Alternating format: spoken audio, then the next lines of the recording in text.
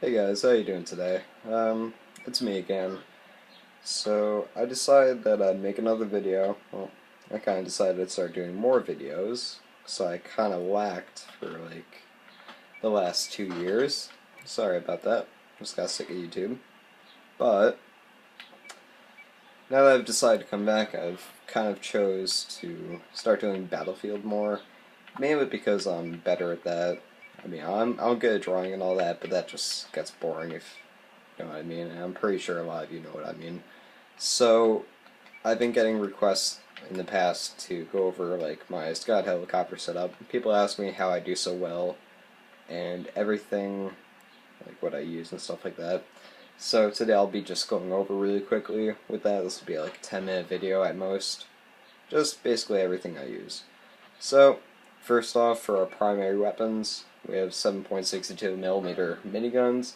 The reason I use this is as it says in the description, it's a very high rate of fire machine gun, and you can just annihilate any jet or helicopter or infantry that's coming at you. And the reason I don't use 25mm cannons is it's because it's a close range weapon, 25mm, and you can't really take too many things out. I mean, yeah, you can take out infantry, but with that, you're not going to be able to use laser guided missiles, which I'll be getting onto next. The reason I don't use heat seekers, well, it's basically just a moral thing. I feel like I'm good enough, I shouldn't have to sit behind a building with heat seekers. It's unfair to other players, so I choose laser guided so I can still do damage to other tanks and stuff, but at the same time, I'm not cheesing people. Alright, on to our countermeasures now. Now, see, I see a lot of noobs out there. They do this, and it really just it makes me wonder what are you doing?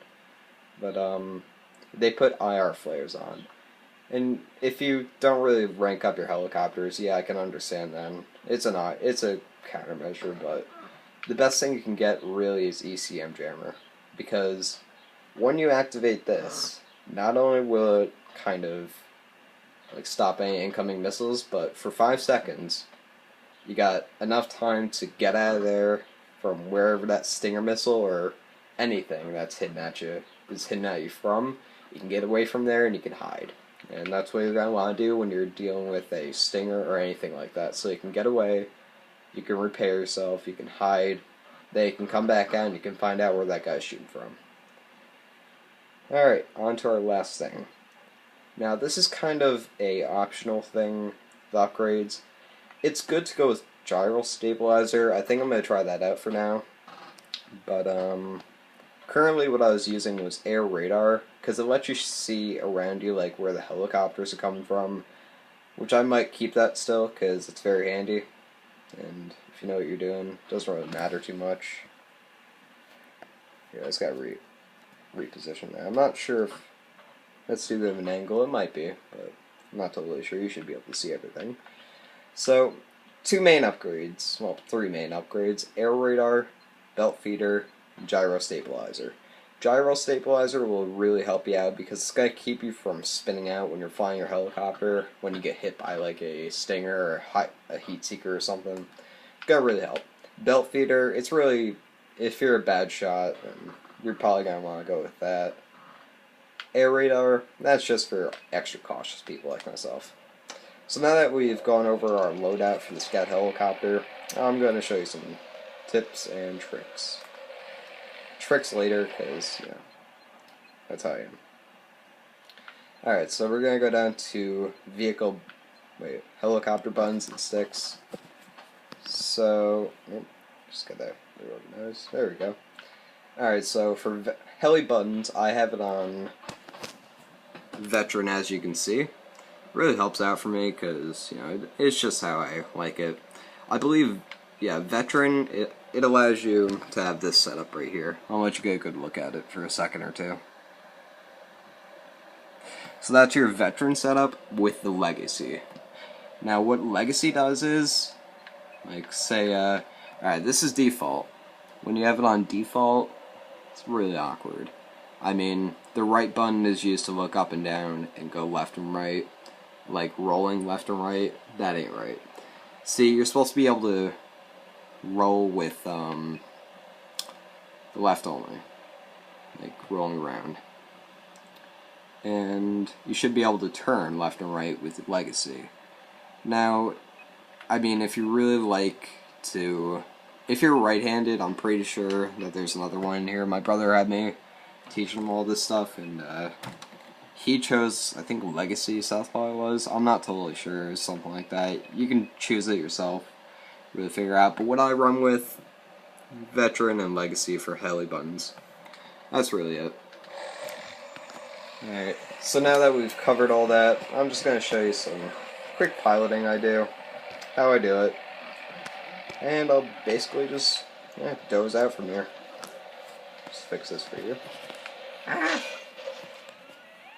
You did not see that. Alright, I'm basically just going to show off now.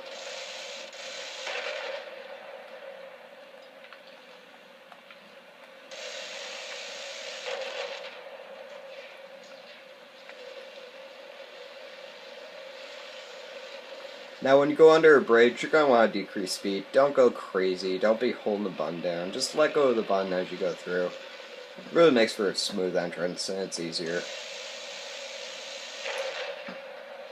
If you really want to shoot something down really quickly, just focus on that dot and focus on the person. What I mean by the dot is like the dot inside the crosshairs. And whatever you're shooting at, just focus on that too. Kind of like this. You didn't see that. Test range is also really good for this if you're looking to get better at piloting. It takes a lot of like practice and stuff though. Like you're not gonna pick up the controller one day and be like, oh hey, 28 kills. And tonight my friend Juan and I, we will be making a new video potentially. And it's gonna be Scout Helicopter. Once again, well, not once again, but for the first time, I'm really sorry about the music in that last video I just posted. I'm trying to get into editing and stuff, and fix my videos up for you guys so we can get better quality out here. Really, this is just irritating, all this stuff. But, yeah. Yeah, I guess I'll do one more trick for you guys. I'm gonna do a flip. Whee! Going upside down, I scare the crap out of people when I do that. Alright, we're going to come in for landing. That's going to do that.